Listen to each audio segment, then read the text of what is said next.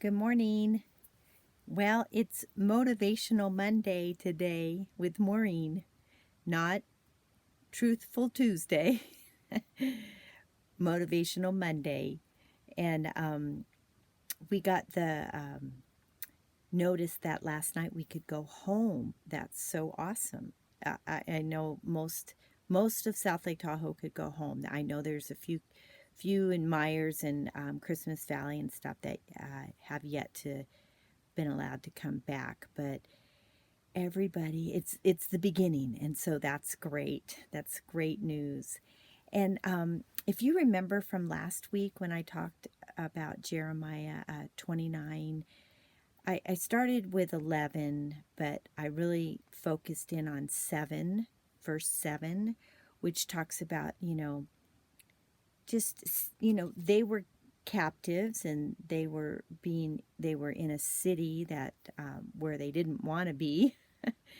Much like us, we were all forced from our home, and we were in places that we didn't choose to be, but we were there. And so I just encouraged everybody from verse 7 to seek the peace of that city. It said that I have caused you to be carried away, and to pray to the Lord for it, for its peace will be yours peace. And I've just thought about that all week. And then I thought it made me think about Daniel 3. And it's funny, we got an email from our pastor the other day, and she had referenced Daniel 3 there too. So I thought, oh no, she's already on my material. But no, it's just always confirmation that I'm thinking, what I'm thinking God thoughts, I hope. But from Daniel 3, and you'll remember this from Sunday school, and I don't know how many people have really spent a lot of time in Daniel, but it's an amazing book.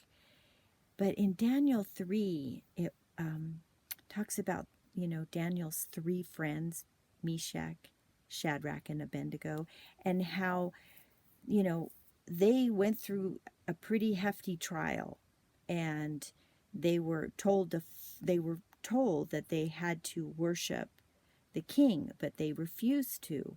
So the king gave them another chance.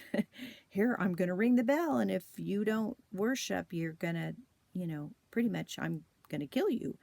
But they said, no, we're not going to do it. And we know that our God, we know he's able to keep us safe from the fiery furnace. That was the method of execution at that time. But even if he doesn't, they weren't going to lose their faith in God. And so, I thought about that in our situation. We were all praying so hard that our town and our homes would be safe. And God did. He worked through a lot of incredible people, and our town was safe. No houses in the cities were burned. Some on the outskirts, I think down maybe off of Echo Summit, or some places I've heard there were some cabins that burned, but nothing in our city. Came very close to a lot of people's homes, but nothing was burned. And so we're so thankful. We know God is able. But even if he's not, we don't lose our faith. But through this story, what really struck me is that when those men came out of their fiery trial, their furnace, they were thrown into a furnace, and they didn't burn. When they came out, all the big leaders, they went to inspect them, and they said that their clothes weren't burned, and even the hair on their heads weren't singed. And then it went in to say, and then they didn't even smell like smoke.